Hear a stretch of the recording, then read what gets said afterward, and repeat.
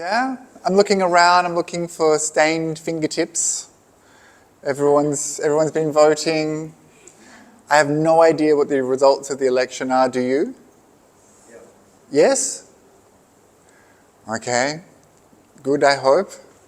Good, bad, who knows, as my teacher Ajahn Brahm says. And today, we're here, right? The world is separated from us by a thin layer of glass, a few bricks, a bit of concrete, and our strong renunciation. Renunciation is what you're practicing by coming here today voluntarily. No one was forced to be here, right?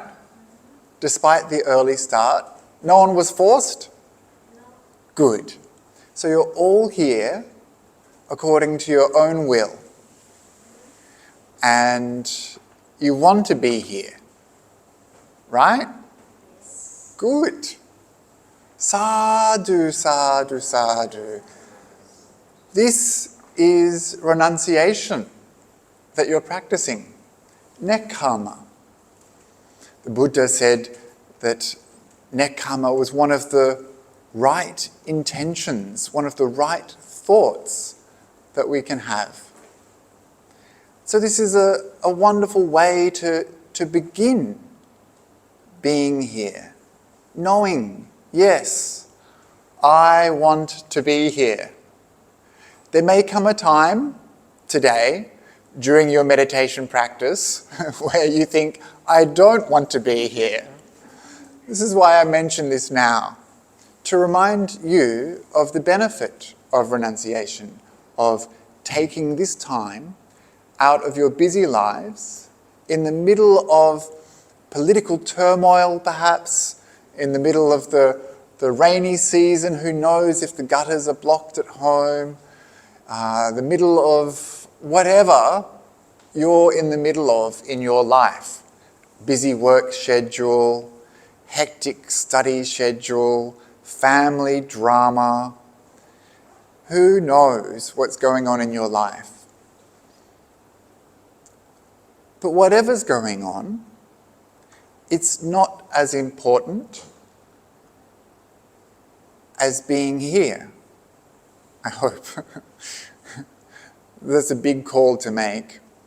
But being here is an opportunity to train your mind so that whatever's going on in your life, you can deal with it better. You can see more clearly how to respond in a good way.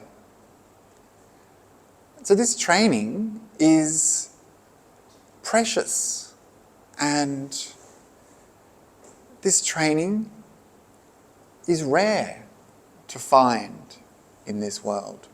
Difficult to understand, but so powerful that we have this chance to transform our minds, to purify our minds, to come out of suffering, and to be free from suffering, to have happiness and bliss in our minds. So this is what we're working towards today. We might not get to the bliss. We might end up just kind of going around with the monkey mind, a little bit distracted, a little bit sore, and that's okay. When we come to a day of practice like this from our busy life, we can't expect miracles, right? Wouldn't it be wonderful if just by putting on some white clothes and coming here to the Maha Vihara, your mind would magically settle? Everyone would be coming here, right? But it's not as easy as that. There's a process that we go through on the spiritual path, and there's a process to meditation as well. So coming from a busy world, we can't just expect that our minds will suddenly settle, suddenly become quiet, suddenly become full of bliss. So a bit of what they call expectation management. But if the conditions are right in your mind, then you'll see the good effects of being here today. Within today's session, you'll see the benefits of being here. And so we have to have a little bit of managed expectations, but high hopes, right? That we can train our minds.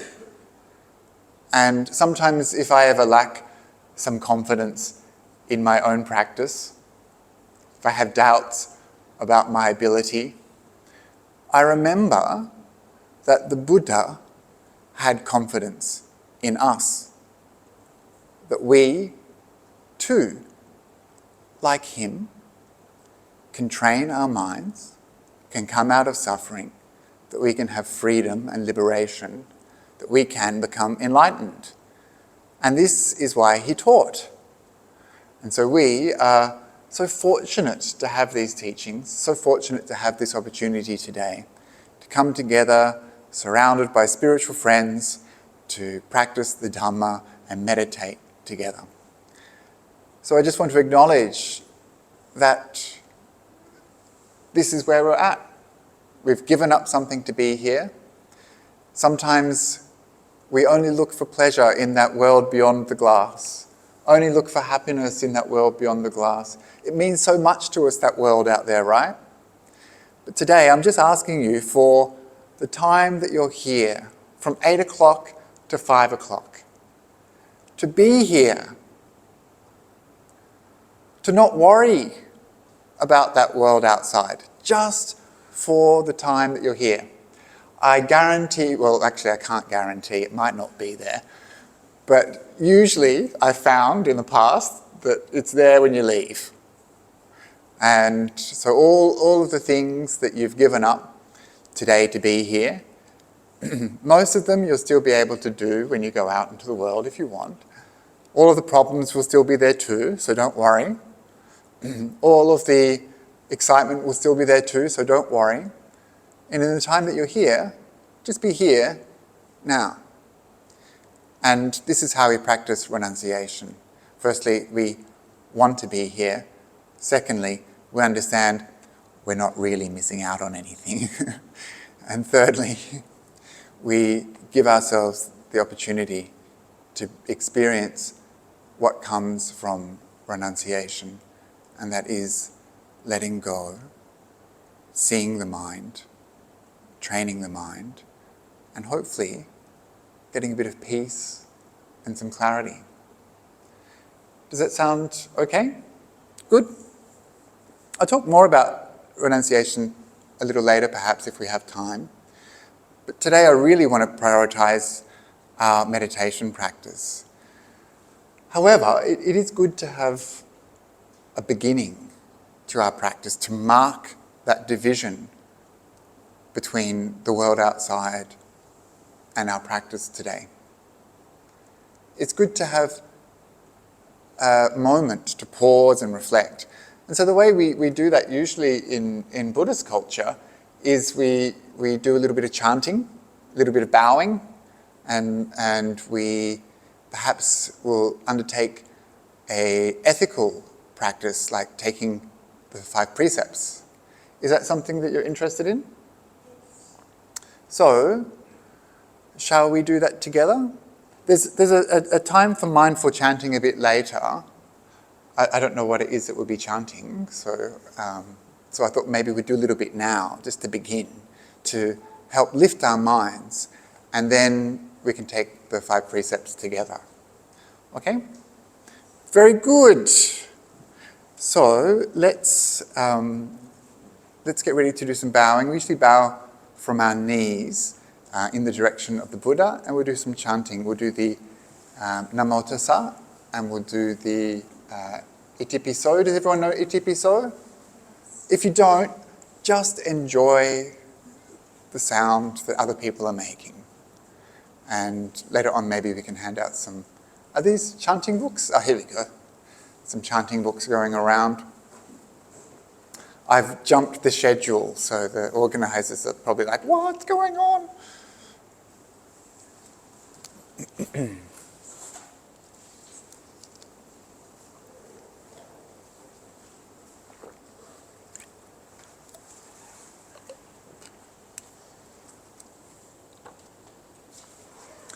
I might need one as well, just in case, just so I know what everyone else is doing.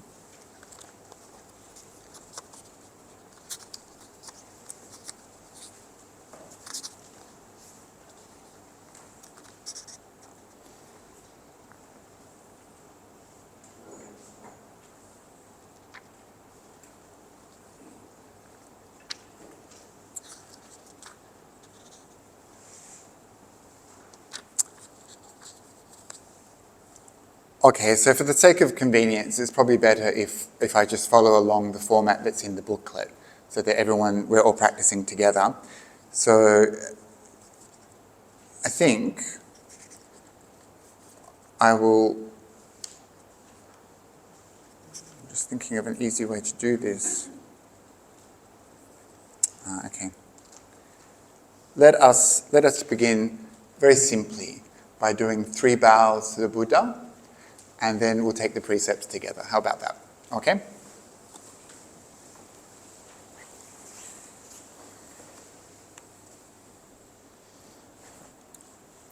Okay.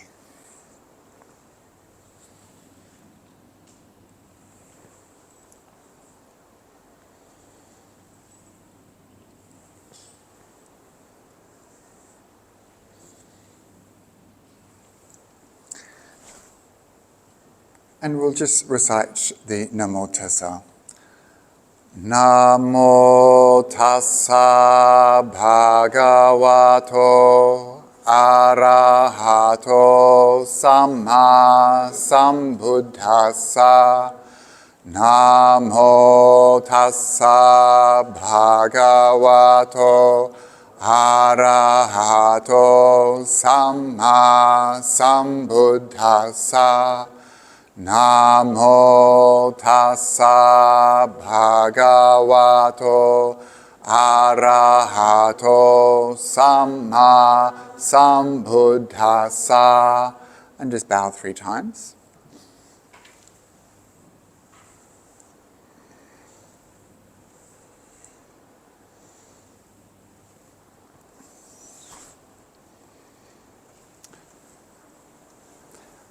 Okay, so it's just a quick way that we can inspire the mind by going for homage to the Buddha. And so now if you look in your booklet, if you're not sure what's going on, we're going to be doing the same thing again. So when we ask for the precepts, we usually chant the Namo Tassa, then we go for refuge 3 times, and then we chant the precepts. Does everybody know what the precepts are?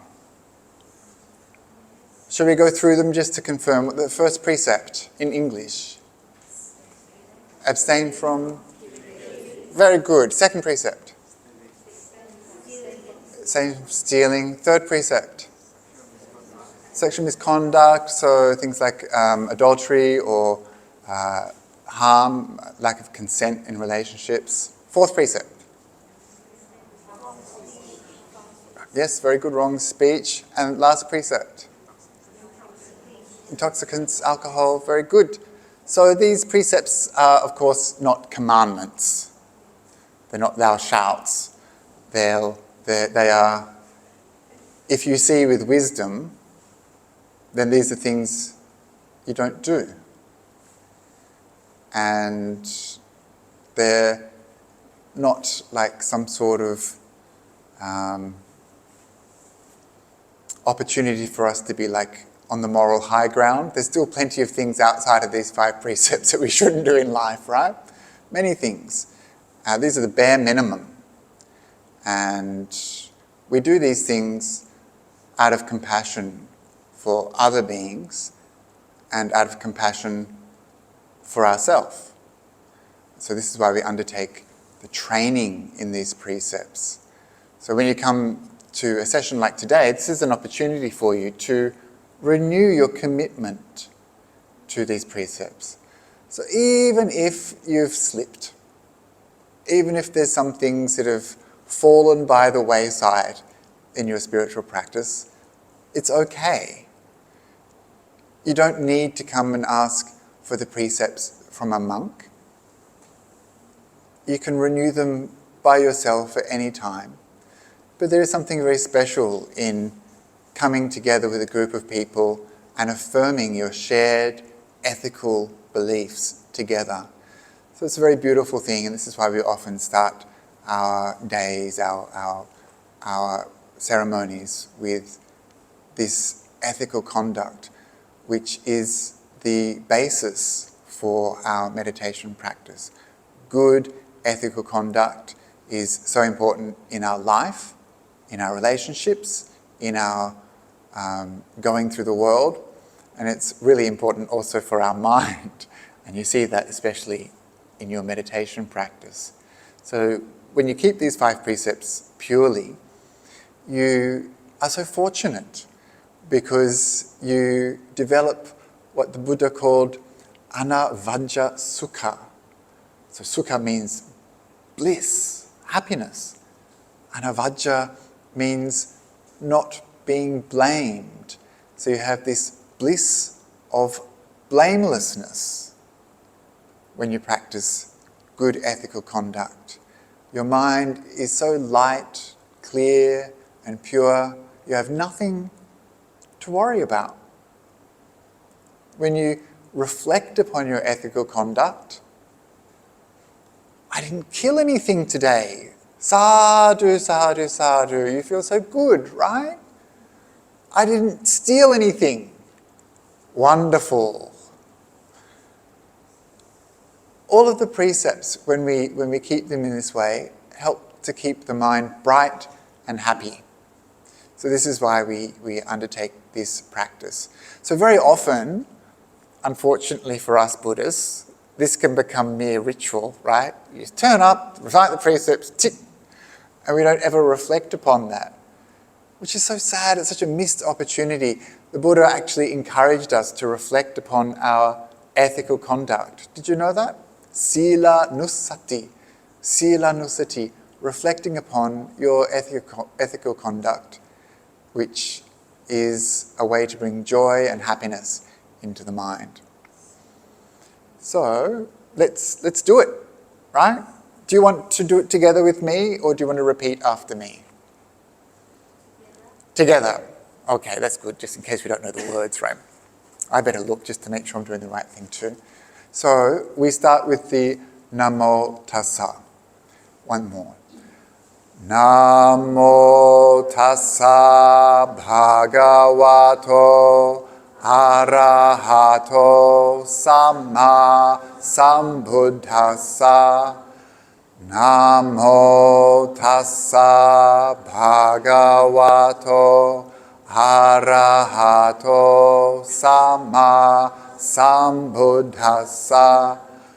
Namo Tassa Bhagavato Arahato Samma Sambuddhassa. Now the 3 refuges, the refuges to the Triple Gem, the Buddha, Dhamma and Sangha. The Buddha, our teacher, the Dhamma, the teachings, and the Sangha of enlightened beings who have understood the Buddha's teachings for themselves. Buddhaṃ saraṇaṃ gacchāmi, Dhammaṃ saraṇaṃ gacchāmi, Sanghaṃ saraṇaṃ gacchāmi, Dutiyampi Buddhaṃ saraṇaṃ gacchāmi, Dutiyampi Dhammaṃ saraṇaṃ gacchāmi, Dutiyampi Sanghaṃ saraṇaṃ gacchāmi, Tatiyampi buddhang saranang gacchami. Tatiyampi dhammang saranang gacchami. Tatiyampi sanghang saranang gacchami. Another precepts. Panati pata veramani sikkhapadang samadhiyami. Adinadana veramani sikkhapadang samadhiyami. Kame sumichachara veramani sikkhapadang samadhiyami. Musavada veramani sikkhapadang samadhiyami. Surameraya majjapamadhatthana veramani sikkhapadang samadhiyami. Imani pancha sikkhapadani silena sugatim yanti. Silena boga sampada silena nibbuttim yanti tasma silam visodaye. Sadhu, sadhu, sadhu. So I may have gone to my Thai tradition and just chanted the brief blessing at the end, but do you usually chant Imani Pancha Sikkhapadani? Do you want to do that? You can do that then, and I'll listen. Imani Pancha Sikkhapadani Dhyami. Imani Pancha Sikkhapadani Samadhiyami. Imani Pancha Sikkhapadani Samadhiyami. Very good. Sadhu, sadhu, sadhu. So, let us begin our day of meditation. Is everyone comfortable? So we're going to do some sitting practice to begin, and we're going to do about, maybe 40 minutes, and then we'll have a stretch. If at any time you need to move or do some walking, you can do some walking at the back of the room, or you can go outside onto the astroturf if you need to stretch. And I'm just going to guide the first part of this meditation and then leave you to your own minds. So whenever I meet a group for the first time and we begin a day of practice, I just like for you to relax. It seems like such a simple thing, but it's so hard to do. And so I usually guide a relaxing meditation that allows the body to relax, allows for the mind to become calm. And this is a wonderful basis to let go of the world outside, to be here now, and for you to get that peace and serenity that's so important for meditation. So please take a comfortable posture, something that works for you, and take a few moments to settle in to that posture. Find that sweet spot, that position where you feel, okay, this is good enough. Doesn't have to be perfect, just good enough. You're always welcome to move, change posture if you need.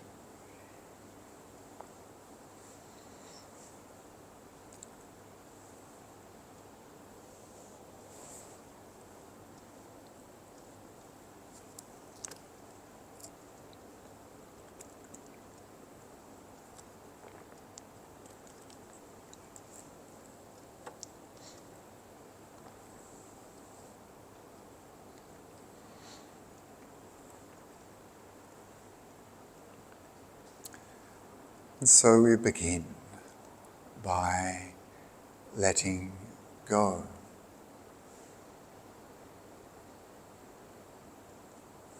So maybe you can ask yourself, what am I holding on to right now? What am I holding on to from that world outside?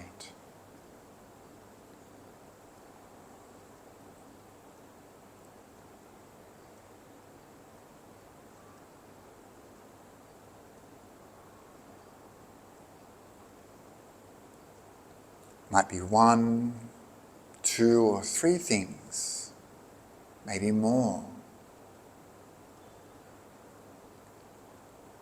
Some problems, some stress, some worries, some things to do, people, shopping, some desires, activities.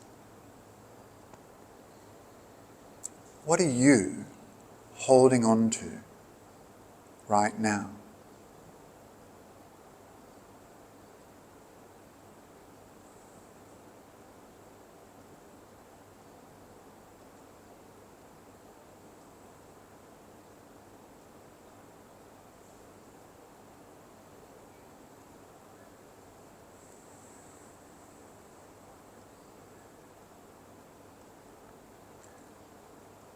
And just see if you can allow yourself, give permission to yourself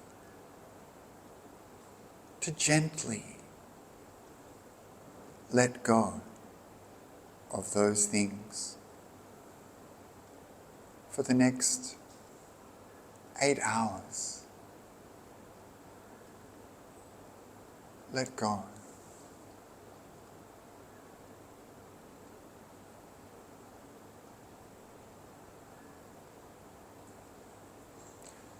To do this,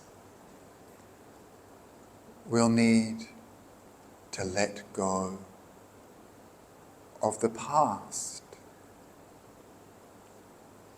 Everything that's gone on this week, this morning.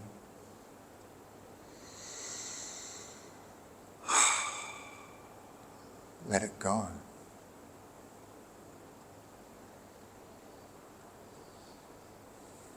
It's in the past. It's nothing we can do about it.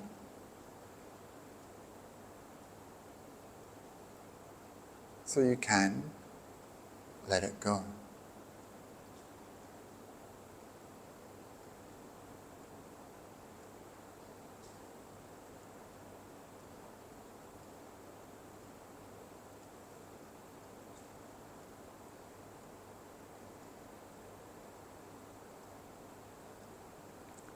And we'll have to let go of the future. Planning, worrying, wanting.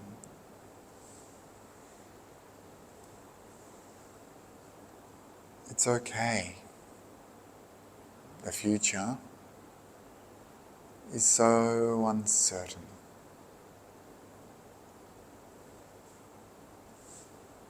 And so we let go of the future.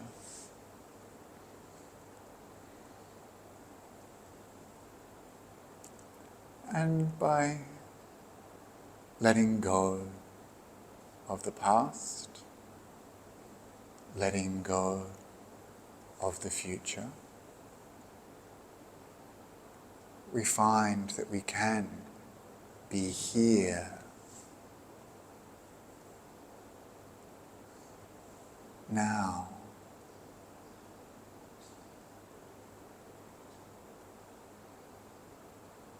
We can become mindful, aware, and peaceful.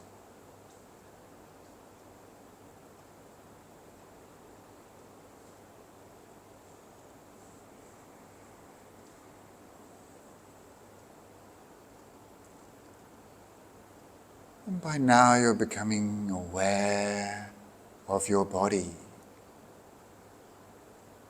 seated here in this place, how your body is now.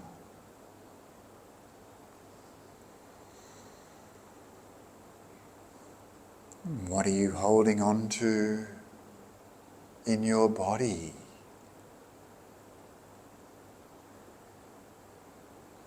Perhaps you feel some tightness, some tension, some stiffness, some pain. Let's see if we can let that go too.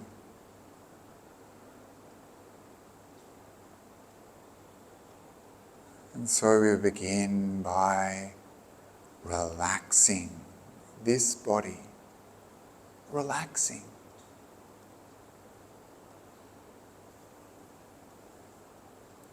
Come to your face, feel the forehead, release that tension. Already that feels good. Allow your eyes to become soft and gentle. There's nothing to see. Relax. Feel the face soften. Feel your jaw release. Allow the throat, the neck to become loose and relaxed. Feel the heaviness in your shoulders and allow the upper arms to release, the elbows to soften. Relaxing down the forearms, letting go of the wrists, the hands.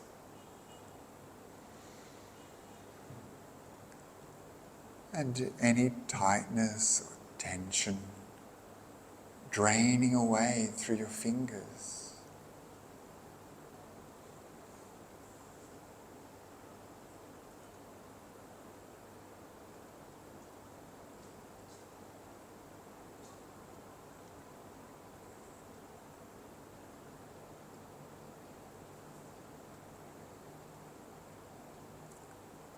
And then coming to the back of your body, the shoulders and the neck. So much tension there. Relax the shoulders and neck. Releasing the muscles. Letting go of tightness in the upper back, shoulder blades. Softening the spine.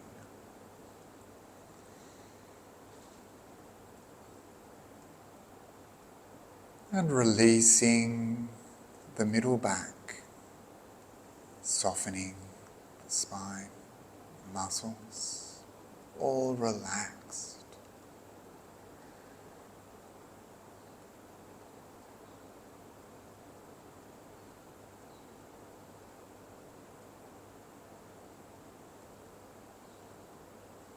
Releasing the lower back, softening. All the way down to your tailbone. Relaxed.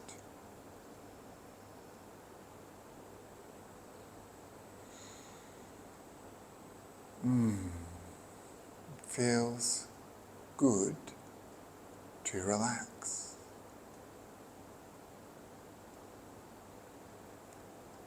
And now come to the front of the body, the collarbones, the upper chest. Relax all the bones, all the muscles of the rib cage. Even the lungs, even your heart can soften.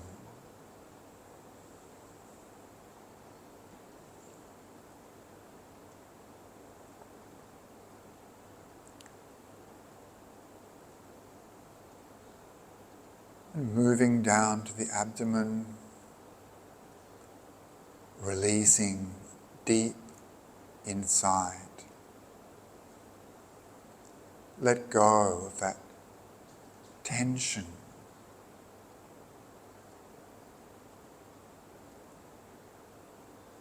And see the movement of the abdomen, of the chest, rising, falling, rising, falling.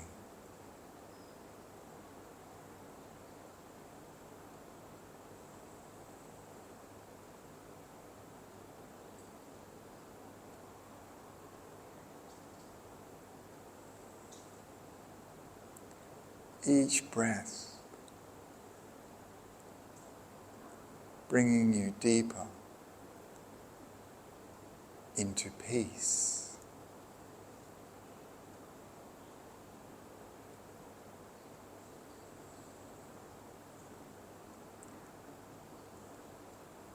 You keep your awareness moving down to the hips, relaxing your buttocks, letting go of tension or tightness in your thighs, softening the knees.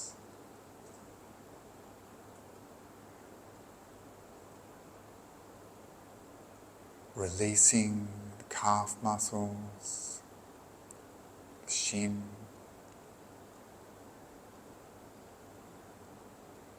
letting go of the ankle joint, relaxing and softening the feet. And all that tension and tightness draining away through your toes.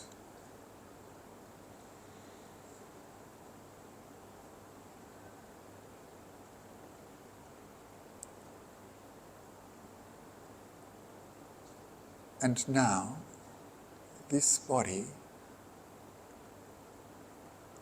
here, this body now is relaxed.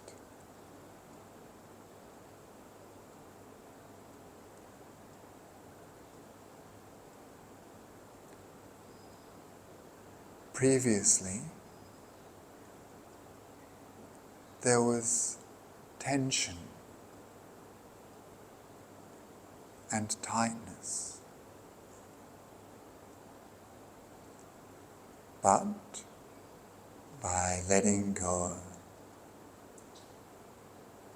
now there is ease, comfort.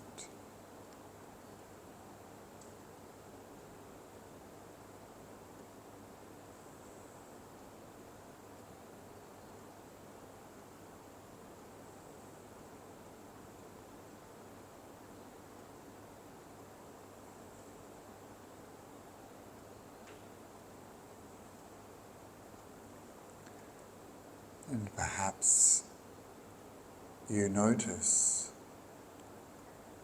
that when this body is relaxed. Your mind naturally, all by itself, becomes more calm, more peaceful.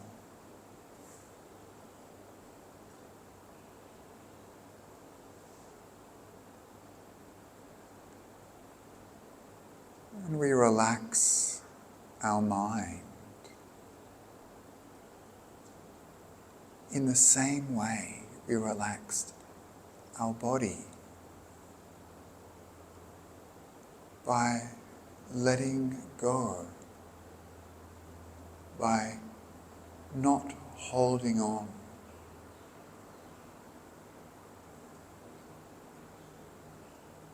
Not getting involved in thoughts,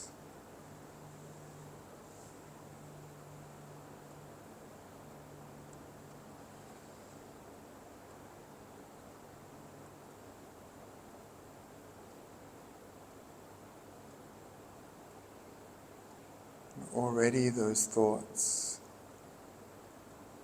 have started to subside. You feel more calm, more peaceful.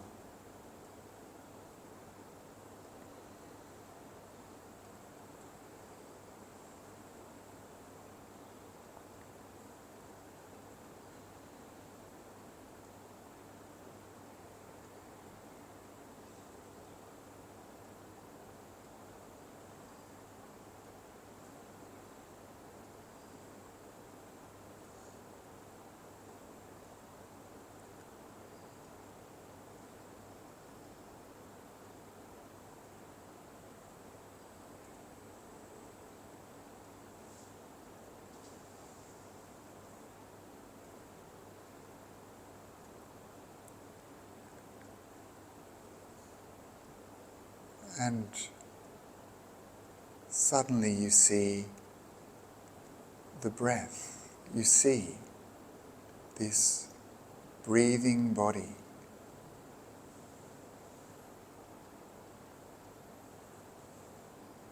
You see this breath coming in. This breath going out. You see it.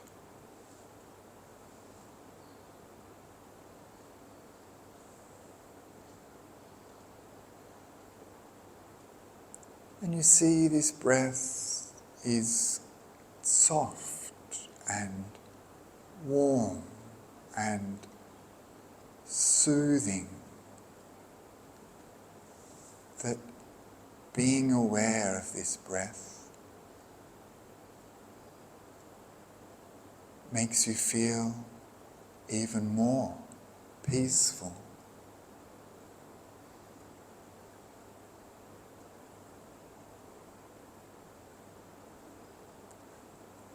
And it's so beautiful, this breath. You want to watch it, to see each and every breath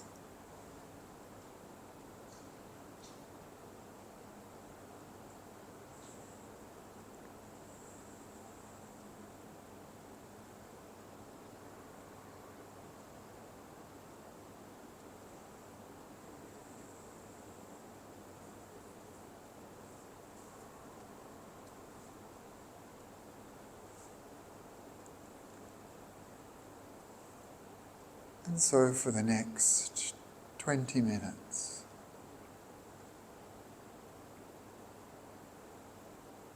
watching this breath,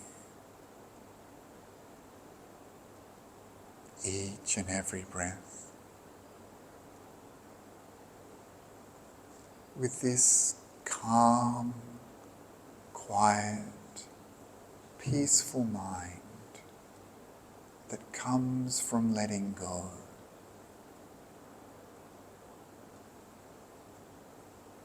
Watching each breath coming in, each breath going out for the remainder of the meditation.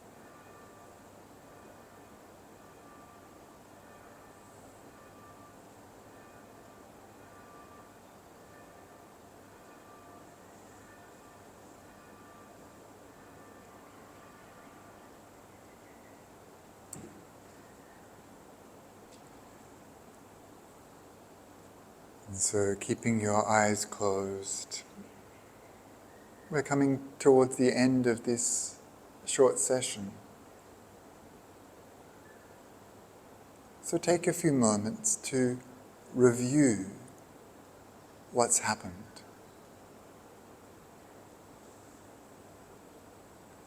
How are you feeling now?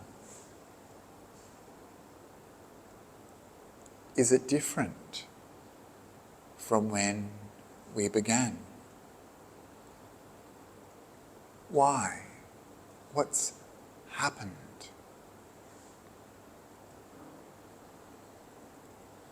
And remembering those things you are holding on to.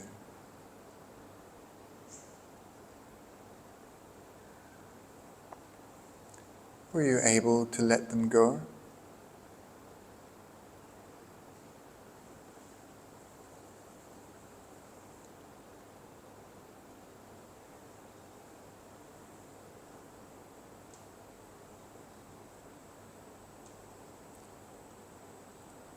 And did your mind travel to the past, travel to the future?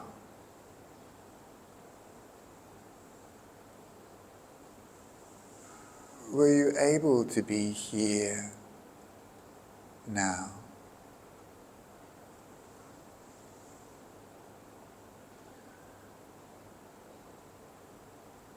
Did you relax your body?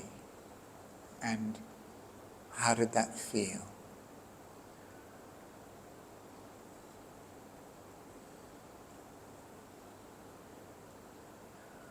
Did your mind become more calm and peaceful? Why? Or why not?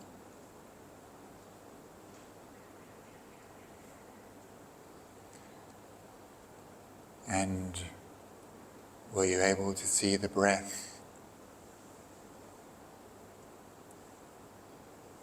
To stay with the breath?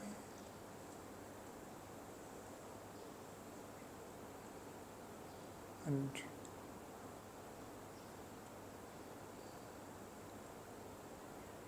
in this way, we start to understand our practice, understand our mind, and understand the process of meditation.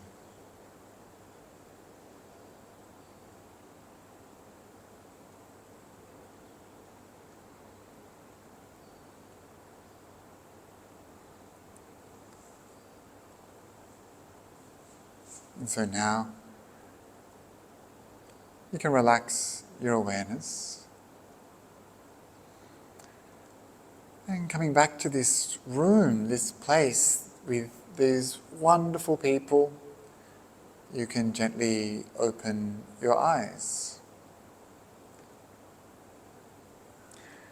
So, very good, right? Very good. Something I tell myself after every meditation session, very good. Well done. Bit of positive reinforcement, they call that. It's good to do that because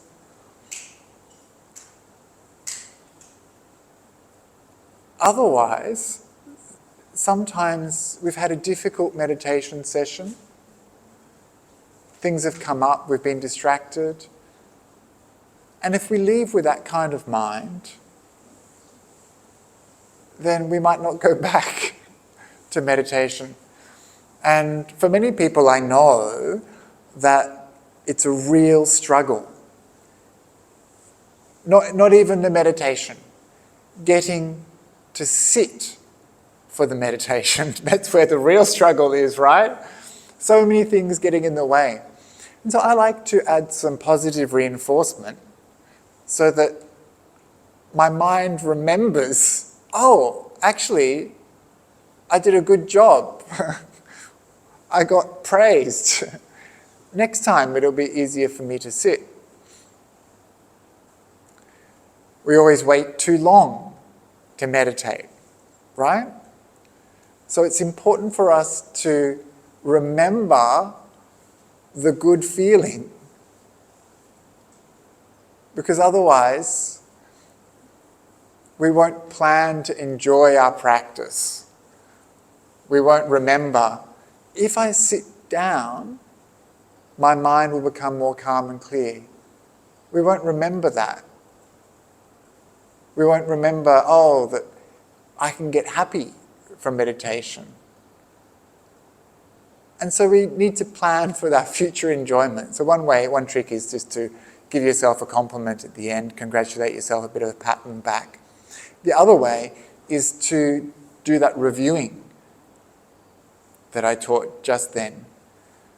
At the end of your practice, not in the middle of your practice. That's when you're meditating, right? So at the end of your practice, do some reviewing. The reason for this is I want to help develop your mind. And we need some tools to do that. We need some insight into our own mind. So often the bell goes, the alarm goes for our meditation, we're like, right, off into the world.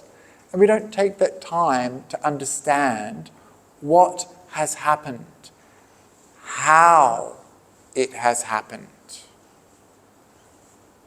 If we want to succeed in life and meditation, we need to have some understanding of what's going on.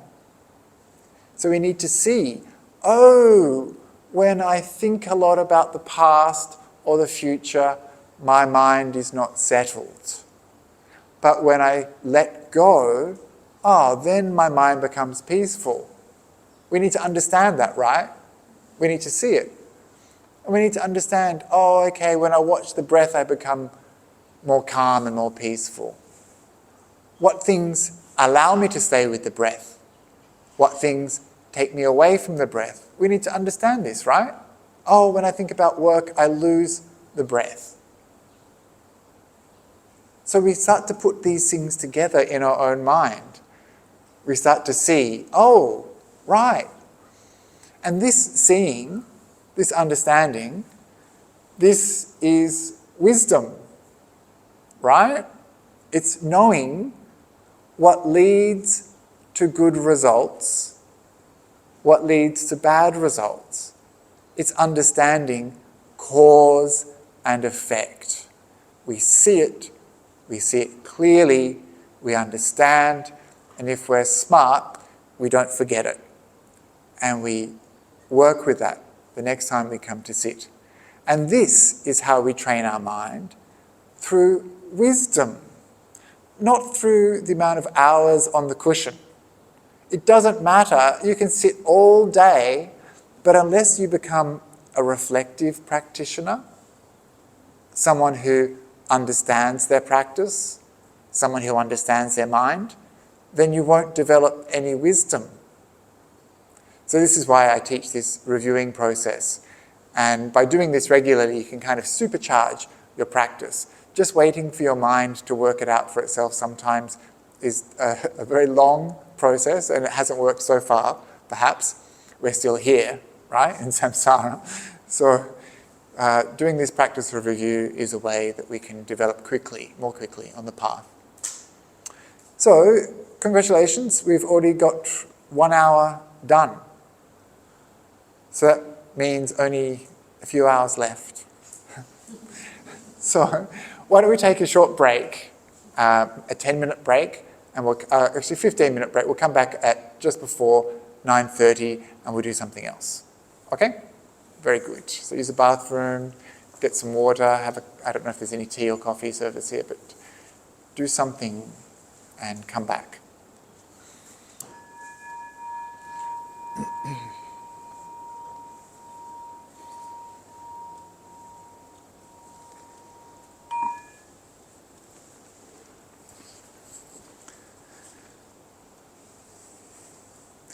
So for monks and nuns, sometimes we are trained a bit like Pavlov's dogs. Have you heard about Pavlov? The psychiatrist or the person who worked with behavior and looked at behavior. So you probably know that when you're in a monastery, there's always this sound of the bell, right? And sometimes the bell is rung for lunch. Sometimes the bell is rung for meditation. So poor monks' stomachs, we never know if it's time to eat or if it's time to meditate. But it's time to meditate, people. So that's good, right? More meditation. So I thought we'd do another session of seated meditation. And this afternoon I'd like to teach some walking meditation. But I think it's good, just had some stretching, just walked around, and then we come back. Willingly, right? Maybe a little less willing than when we started. Having seen our mad mind in the last session, right? Having pulled back the veil that usually separates us from our mind. When we come to practice meditation, suddenly we're aware of what is going on. And what is going on in your minds? All sorts of stuff, right? So this is the stuff that bubbles up to the surface and that we have to face as meditators. And this is why it's difficult to practice. This is why a lot of people find meditation uncomfortable, difficult, challenging, scary, because you see what goes on in your mind. It's not always nice, is it? And yet we have to sit with that. And this is the challenge, this is the skill that we learn to develop as meditators. Just hanging in there, we see that it changes, right? You saw, after your last session, that the stuff that you were holding on to at the beginning, it didn't last, did it? You weren't holding on to that for the whole session, right? Changed, yeah. And if you were hanging on to it for the whole session, that was a real sticky one, wasn't it? But it'll change. And so when they're bubbling up inside our mind like that, these thoughts, we think that they're really important, right? And sure, I mean, they're a little important, perhaps, but they're not very important.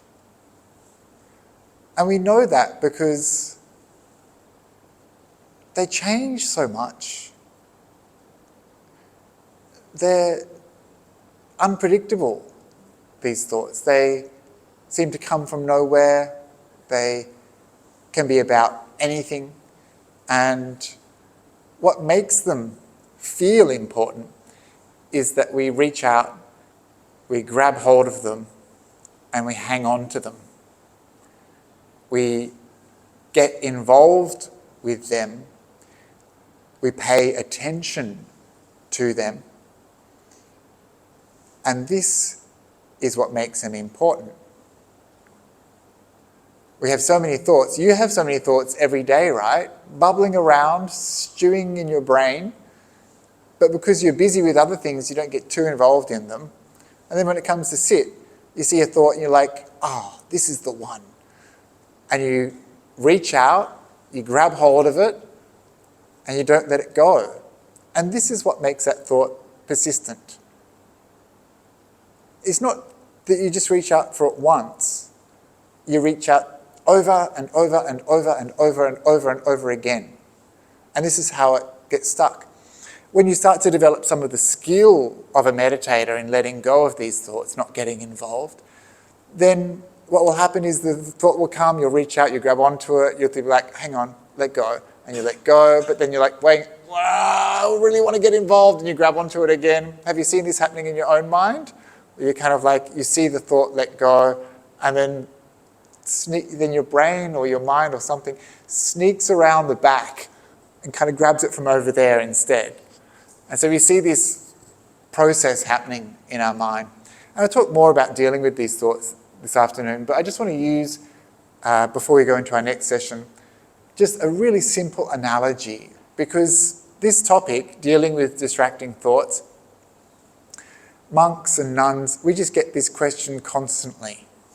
How do I deal with thoughts?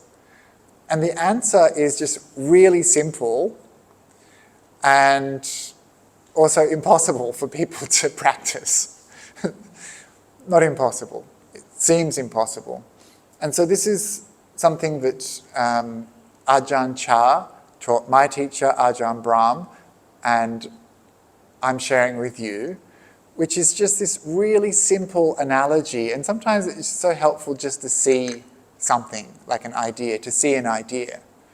And so we reach out, we grab hold of something, and we hold on to it, right? After a time, this starts to become uncomfortable, annoying, disturbing, a burden, heavy, right? There's only so long I'm going to be able to hold this. And so that's suffering, right? Holding on is suffering. So the answer, let it go. Right? So simple. Don't pick it up again. What was that? So it's simple, but it's hard. Why is it hard? Because of the habit pattern of our mind. So I said before, you don't come here and expect that suddenly you're just going to be able to turn your brain off and undo all of your habitual thinking.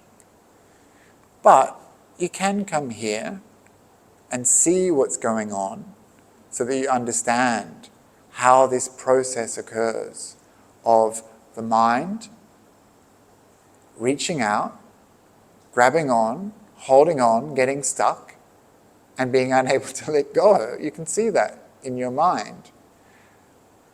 And then we train the mind to see the suffering in that.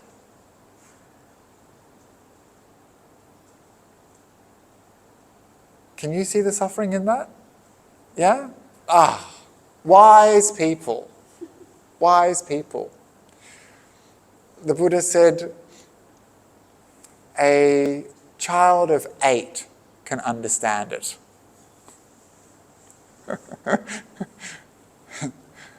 But a man of 80 finds it difficult to practice. And so this is how it is for us. We understand, but yet we can't seem to let those things go. On a deeper level, and I shouldn't be talking, I'm just meant to be introducing the meditation, but on a deeper level, this is because of our sense of self. So this is the problem. But let's not get into that just now. Let's see if we can practice this letting go in the next session. So again, we're going to be sitting for maybe 40 minutes, and this time I'm not going to guide the practice, but just encourage you to remember how peaceful it felt when you let go of that tension in the body. Do you remember that? Did it feel good to relax? Feels good, right? Why are you holding on to so much tension and tightness in your body? Why? And then when you let go, you see, you come out of suffering, right? In the same way, our mind is so full of this tightness and tension all of the time. And if you can just let go of these things that haunt your mind, very quickly your mind will work out where peace is to be found and where suffering lies. And if you're wise, you know the difference between the two. And you'll understand what leads to peace and what leads away from peace. That is, what leads to suffering and what leads to freedom from suffering. So this is the trick that you've been looking for, right? If only there was a trick. This is the trick. You have to see and understand and develop wisdom. And that's what all good meditators develop, this understanding of how their mind works. So in the next session, let's see if we can practice breath meditation, relaxing the body, or just feeling calm and peaceful. Practice a method of meditation that you like, that you enjoy, and see if when these thoughts come into the mind, you can just gently let them go. Gently let them go with compassion and kindness to yourself. You don't want to beat your mind up, right? Not yet. And just let it go. And then try not to get involved again. So, in a way, we're doing nothing. But at the same time, we need a gentle effort. We need a sense of guiding our mind. And when we see that we're getting involved, there is something that we need to do, which is just let go. So we don't get involved, we let go. It's not forceful, it's not willpower, it's wisdom power. That this is suffering and this is freedom. So that's what we'll try to see during the next session, right? But we're not going to spend all our time kind of thinking and talking to ourselves about it, because that's just the same thing, right? So we use the breath to keep the mind quiet and steady. Or we use that relaxation of the body. Or we just use just that idea of having a calm, quiet, peaceful, open mind without an object. And so whatever works for you for the next 40 minutes. Okay? Very good. Go for it.